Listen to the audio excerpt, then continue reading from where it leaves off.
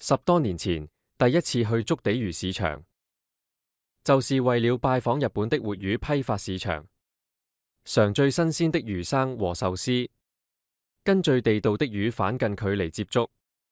前往築地場外市場，一直走過不少店鋪，每間店鋪擺滿各種各類的魚生，魚生非常新鮮，每粒魚子晶瑩通透，閃爍着光澤，一排排的海膽整齊排列，穿梭在人群中，魚販不停叫價買賣，感受到在場氣氛十分熱鬧。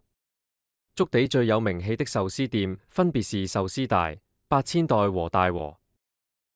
跟着地圖的指引，來到這家超人氣的壽司店，門口早已排了10幾對客人，算一算大概得等上個半小時吧。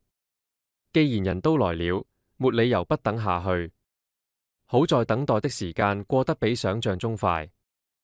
店員安排入座，壽司鋪頭面積細小，客人需要肩並肩而坐，大概只可以容納10多人。我們以一早已選好的壽司套餐，廚師也隨即開始準備。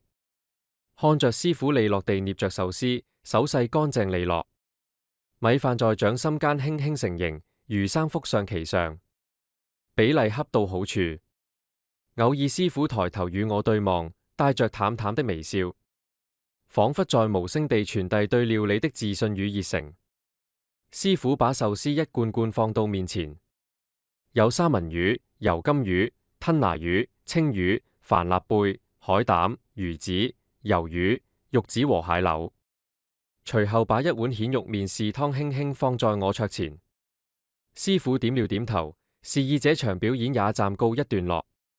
我已經迫不及待地拿起筷子，從味道最清淡的壽司開始細細品嘗。初嘗第一口，魚生鮮甜豐潤，米飯帶微溫，與和飯的比例配合得剛剛好，而且其新鮮程度勝過在香港品嘗到的空運魚生。能在此盡情享受如此高質的美味，實在是一種難以言喻的幸福。話雖如此，這間是遊客必到的壽司鋪，本就不容久留。壽司店外排隊的人潮絡繹不絕，在那無形的壓力之下，一口接一口地將壽司送入口中。不到20分鐘，眼前的壽司已被我一掃而空。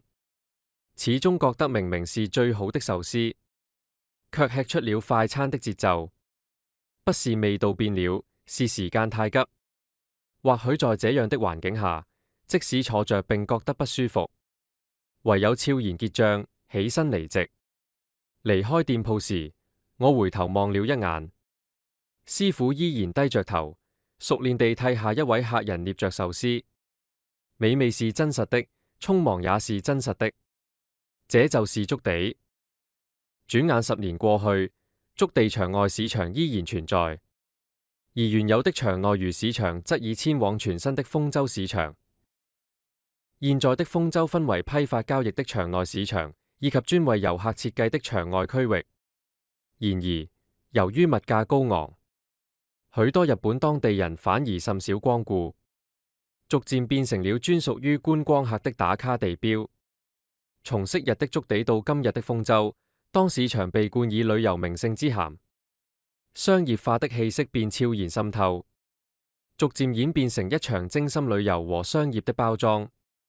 與其慕名到人氣鋪頭光顧，在排隊中虛度光陰，倒不如隨心隨意地尋一間店，不受時間和氣氛的管束而影響食慾，再慢慢地享受美食。只要是食材新鮮，不論在什麼地方食，味道其實分別不大。